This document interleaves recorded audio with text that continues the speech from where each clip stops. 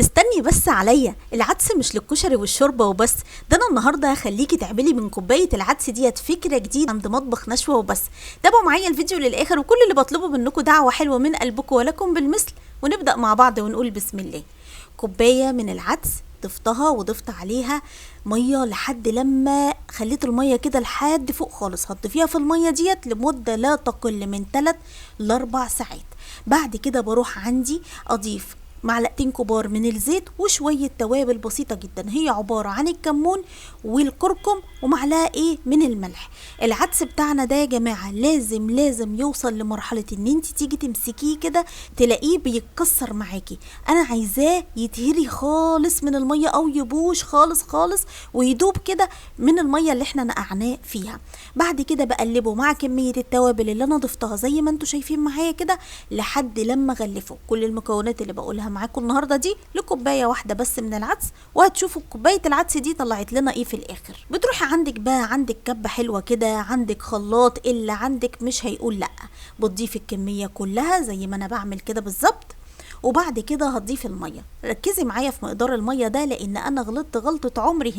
هنا انا ضفت كوبايتين كبار من الميه، والمفروض غلط يا جماعه. كوبايه العدس عليها كوبايه واحده بس من الميه، وهتعرفوا ليه دلوقتي. ابتديت ان انا اضربهم كويس جدا، وعلشان انا نقعت العدس بتاعي مده طويله اتهرى معايا وبقى كله سايل مع بعضه زي ما انتوا شايفين معايا كده. بس انا مش عايزه العدس بتاعنا يوصل لدرجه ان هو يبقى خفيف للدرجه دي. فهنا طبعا اتصرفت وضفت نص كوبايه من الدقيق، لا اما في الوقت دوت كان مفروض ان انا انقع عدس من اول وجديد واضيف الكميه علشان اوصل للنتيجه اللي انتوا شايفينها معايا دي.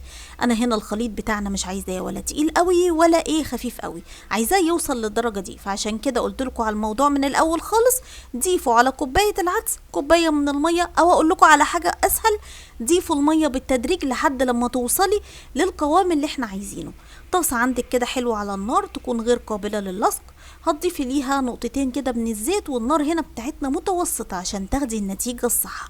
هتضيفي حبه وتستنيها لما لونها يغير كده، وبعدين تروحي قلبها لحد لما تتحمر معاكي وتبقى معاكي بالشكل ده. والله على الجمال. اقول لكم تسلم ايد كده وافكار اللي اخترع الفكره دي. الحقيقه دي مش فكرتي ولا اختراعي، بس ديت فكره حلوه جدا وعمليه جدا لاي حد بقى حابب يغير من اكلاته. تقدروا تعملوا بيها تقدروا ان انتوا تحشوها اي حشوات تحبوها. عندكم مثلا لحمه مفرومه، عندكم شاورما فراخ، شاورما لحمه، ممكن تحشوها وتروحوا مدينها صدمه كده على الجريل، هيبقى طعمها حلو قوي. ممكن تعملوا زي ما انا بعمل كده للاولاد في المدرسه سندوتشات، وهتبقى مغذيه ولطيفه. ممكن كمان نحتفظ بالكميه دي كلها في الفريزر عندنا، مش هتقول لا، وتطلعيها تسيبيها تفك كده شويه وهتبقى زي الفل وتاكليها وبالف هنا ليكي. انا كده خلصت فيديو النهارده. لو شايفين ان انا بقدم لكم محتوى هادف شجعوني بلايك كتير وشير كتير. بحبكم جدا. اشوفكم بكره ان شاء الله في فيديو جديد ووصفه جديده مع مطبخ نشوه، والسلام عليكم ورحمه الله وبركاته.